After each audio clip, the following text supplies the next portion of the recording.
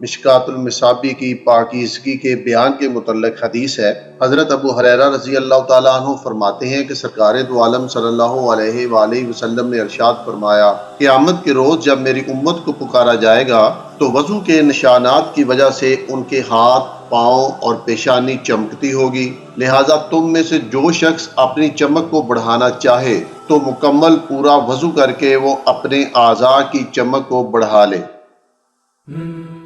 پاکیزگی کے متعلق اگلی حدیث ہے۔ حضرت ابو ہریرہ رضی اللہ تعالیٰ عنہ فرماتے ہیں کہ سرکار دو عالم صلی اللہ علیہ وآلہ وسلم نے ارشاد فرمایا، جنت میں مومن کا زیور وہاں تک پہنچے گا جہاں تک اس کے وضو کا پانی پہنچتا ہے۔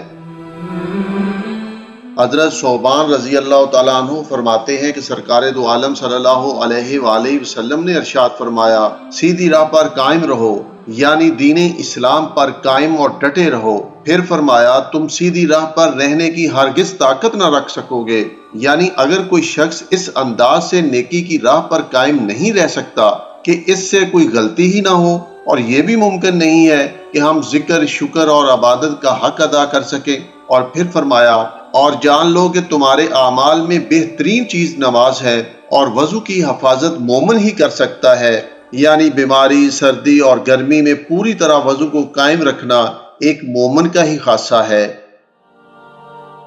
بنی سلیم کے ایک شخص کہتے ہیں کہ رسول اللہ صلی اللہ علیہ وآلہ وسلم نے میرے ہاتھ کی انگلیوں یا اپنے ہاتھ کی انگلیوں پر گن کر بتایا کہ سبحان اللہ آدھے ترازو کے پلڑے کو بھر دے گا، اور الحمدللہ اس پورے پلڑے کو بھر دے گا، اور اللہ اکبر آسمان و زمین کے درمیان کی ساری جگہوں کو ثواب سے بھر دے گا۔ روزہ آدھا صبر ہے اور پاکیزگی نصف ایمان ہے۔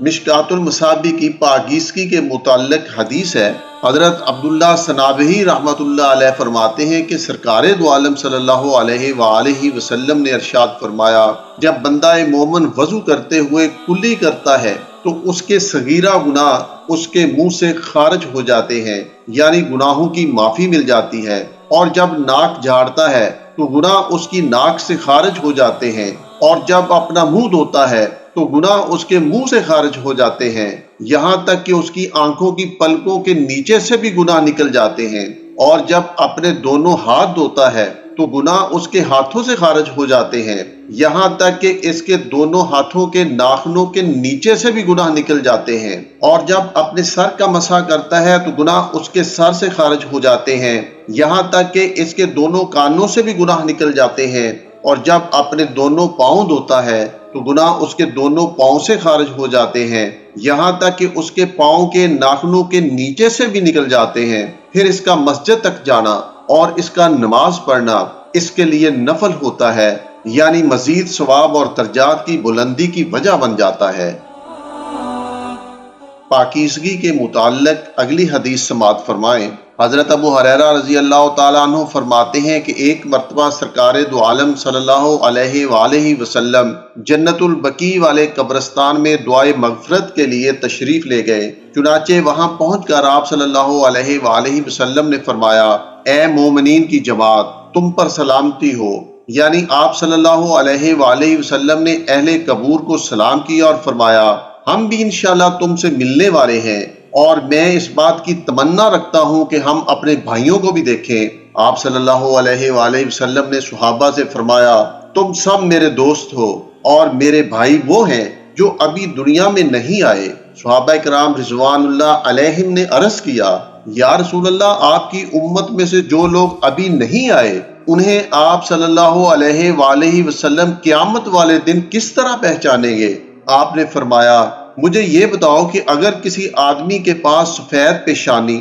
سفید ہاتھ اور سفید پاؤں والے گھوڑے ہوں، اور وہ نہایت ہی سیاہ گھوڑوں میں مل جائیں، تو کیا وہ اپنے سفید گھوڑوں کو پہچان نہیں لے گا؟ صحابہ کرام رضوان اللہ علیہم نے عرض کیا، جی ہاں یا رسول اللہ، ان خوبیوں کی وجہ سے تو وہ یقیناً پہچان لے گا۔ آپ نے فرمایا، وہ لوگ قیامت والے دن وضو کے اثر کی وجہ سے سفید چمکدار پیشانی اور سفید چمکدار ہاتھ پاؤں کے ساتھ آئیں گے، لہٰذا اس علامت کی وجہ سے میں انہیں پہچان لوں گا، اور میں حوض کوثر پر ان کا پیش رو ہوں گا۔ معزز سامعین، پیش رو سے مراد وہ شخص ہے جو کسی قافلے سے پہلے آگے جا کر ان کے پڑاؤ اور دوسری ضروریات وغیرہ کا انتظام کرتا ہے۔